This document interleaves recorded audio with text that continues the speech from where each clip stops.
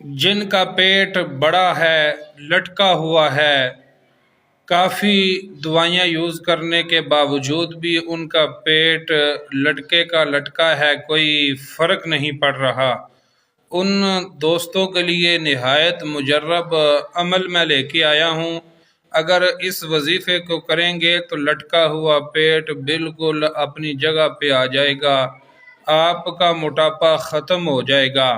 آپ نے بھائی یہ کرنا ہے، آپ نے تہجد کی نماز پڑھنی ہے،